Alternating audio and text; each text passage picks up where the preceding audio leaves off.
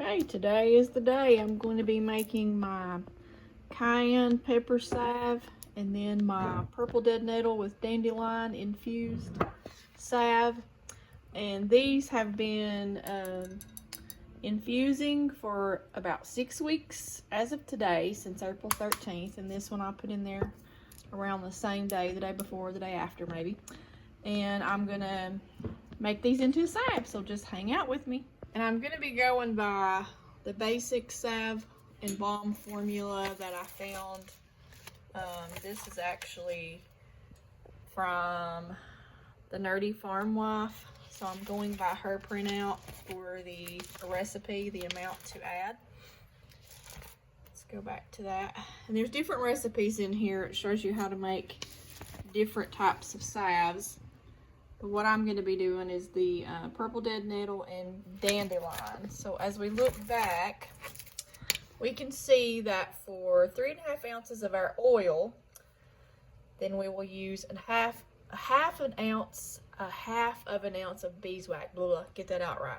And then essential oil. If you're going to be adding any essential oil, then you would add that to this recipe. And for my cayenne pepper salve, the essential oil I'm going to be using today is Clove Bud. This is also really good for pain relief.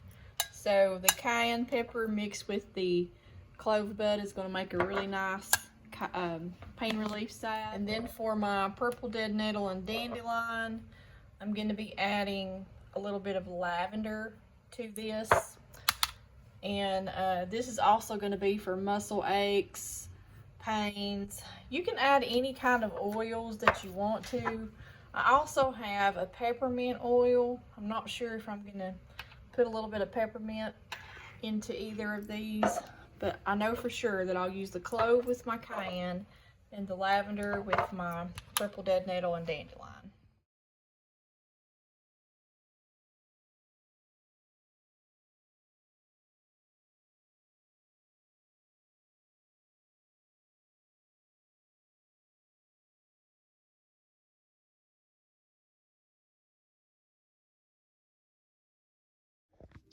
Now here you'll see my tins that I have ready. These are just a cute rose colored tin.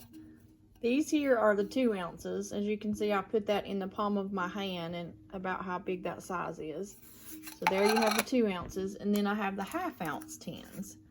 If you don't want to make a lot at a time, you can use the 1/2 ounce tins. So I'm going to use the 1/2 ounce tins for my cayenne pepper infusion because I didn't make a lot of it. But then I'm going to use the 2 ounce tins for my purple dead nettle and lavender infused oil because I made more of it. But you can use whatever tin you want. It's just your personal preference, okay? So once we get our oil cooked with our beeswax added to it, we will pour it into these tins and we will let it sit and cool. So you want to make sure that you clean off your prepping area. I usually just clean with white vinegar or red apple cider vinegar. Just wipe down my counter and the tools that I'll be using. And then what you want to do is you're going to cut a piece of your cheesecloth. I actually ordered mine in a large sheet, so you have to cut pieces of it. And I have went ahead and pre-cut some of it so that I can strain it. But then you'll get a bowl. I'm just going to use just a plastic bowl. And then you need some sort of a strainer. And what you'll do is you're going to put your cheesecloth piece down into that strainer. It's hard to do this with one hand.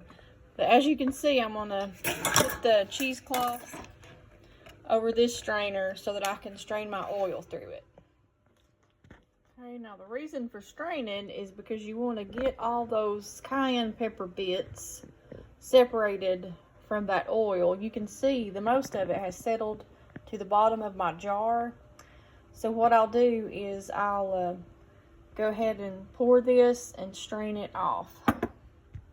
Okay, now I have started pouring my cayenne infused oil through the cheesecloth. You want to make sure that you get that separated. See, some of that's trying to come out now. then that's okay, because this cheesecloth is going to catch it. You can see that coming out into there. But I'm going to try to get all of my oil strained off really good and into this bowl. See how you have quite a bit left in there, but that's okay. Just want to strain as much off as you can. I'm letting a little bit of that go in there because there's still some good oil in it. And I'm probably going to stop right there. So I'm just going to let this sit in order for it to finish straining through the cheesecloth. So what I have done is strained out my oil to separate it from the herb or powder. And I've used my kitchen scale to tell me how many ounces this amount is. So you want to make sure you zero it out first before you put your bowl on there. Because remember, we need 3 ounces. So this looks like about, my battery's low, but it was 9 ounces. Okay, so I now know after using my scale, my battery's low, I'm gonna need to change the battery. But I know that I have 9 ounces of my liquid or my menstruum in this bowl. So what we're gonna do is we're gonna add the 9 ounces, and then we're gonna have to measure out how much beeswax we need for each, I think it was 3.5 ounces. We'll check our recipe to make sure. But this is my makeshift double boiler. I'm going to put my oil into the jar, and then I'm going to fill this up part of the way with water. We're going to put that on a medium-high heat and let that come to a boil, because what I want to do is melt my beeswax into my oil infusion before I pour it into my tin. Now, you can use a cannon funnel if you like, but I'm just going to pour it straight from my bowl into my jar. I know that I have 9 ounces of oil. So I'm gonna let that sit there for just a little bit and drain out into the jar.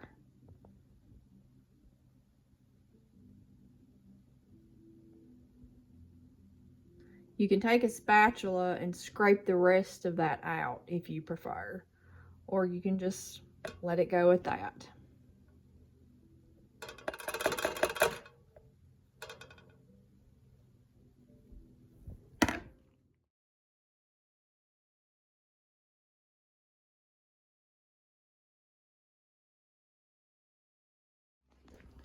Okay, for my recipe, remember 3 ounces of oil. We have 9, and then we need a 1/2 ounce of beeswax. Now, if you're not good with math, I'm just going to take you over to my little kitchen conversions chart. Here it tells me 1/4 cup is 2 ounces, 1 cup is 8 ounces, so you could actually measure your oil out in cups. But for my beeswax, I see that 4 tablespoons is 2 ounces, or 1/4 cup. So what I have done, I need a 1/2 ounce of the beeswax. So what I have figured it out to be is I need 3 tablespoons of my beeswax in my jar. So I'm going to take, and you want to do about 3 good size tablespoons. So there's 1, well-rounded tablespoons, 2,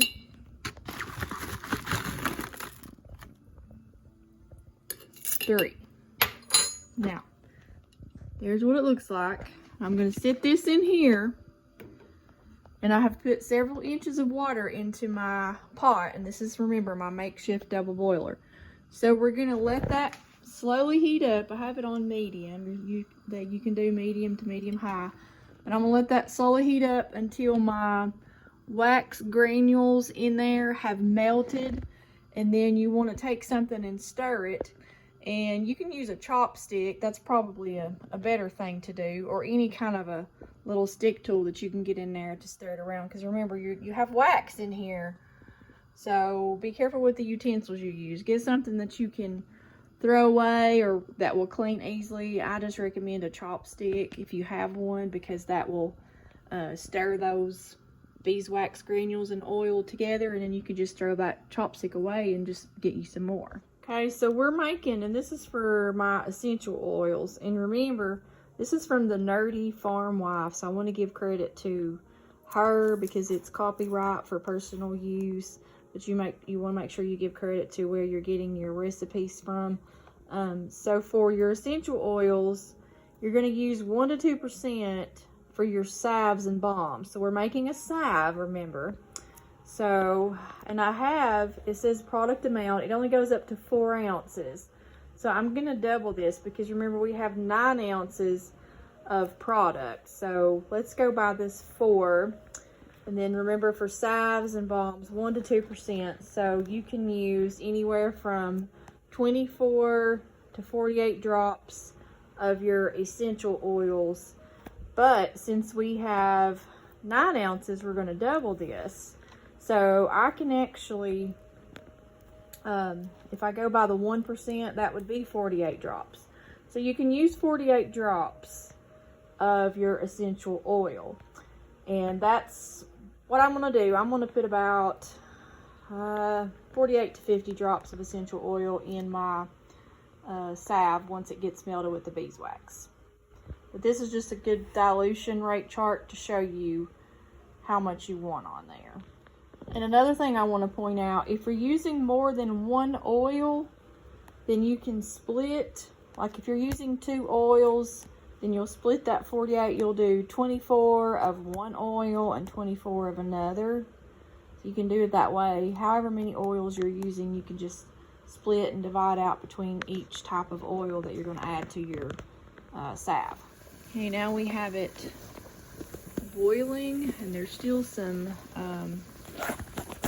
wax pellets in there, so it hasn't melted completely. I'm just going to keep check on it. I'm going to turn my heat down just a little. You want to stir it occasionally with your chopstick, whatever you're going to use that's going to get wax on it. But then once we get this boiled and that is melted, we're going to turn it off and let it cool before we actually pour it into our tins. Now I've used my cannon grabber. If you can food, you can use your cannon grabber to lift out your jar. And you're going to sit it here and let this cool just a few minutes before you add it to your tins. But while that is there, you can go ahead now and add your essential oil to it. Okay, so I'm using my Clove Bud oil. And this is just a really good pain analgesic. And I need to count my drops.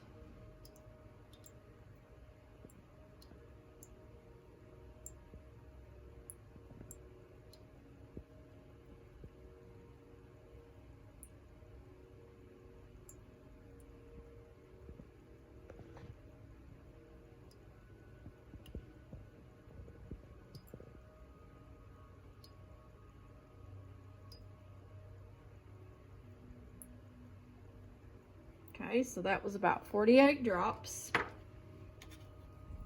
Take my chopstick here and stir that really good. You can also add peppermint oil to it. Peppermint is just a really good cooling oil if you want to, but you don't have to. I'm just combining the clove because the clove and the cayenne pepper both are a good pain relief. So that's just going to give your salve a little bit of an extra oomph or effect for managing your pain. Okay, I want to show you this oil. I don't know if the picture or video will do it justice or not, but it's very pretty. I've made 6 of the 1/2 ounce tins, and then I poured 3 of the 2 ounce tins. So I put a piece of parchment paper down because, as you can see, I spilled a little bit of it when I was pouring it into my tins. You don't want to let it cool down completely because your wax is going to start to harden. So while it's still hot, you'll let it cool a few minutes. You're going to pour it into your tin. So look how pretty that is.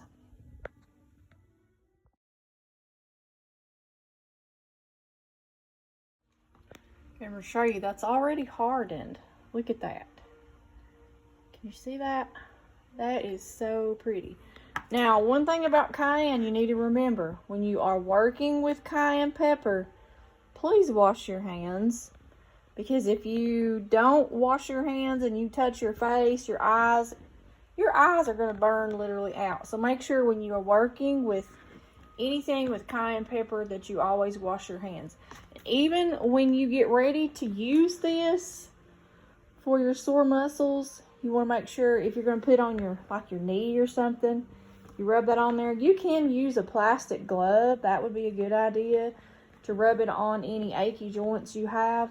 But please make sure you wash your hands after you use this product. Now, these are the labels that I ordered from Amazon. And I'm going to try to remember to link all this stuff in the product description below for you. But these will fit my 2-ounce containers. I don't have one to fit my 1/2-ounce containers.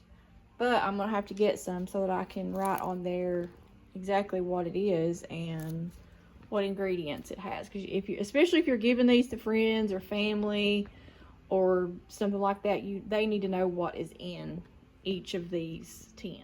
There we have it, some cayenne pepper salve, which is good for those achy muscles, joints that you have. Just remember to wash your hands after using this salve.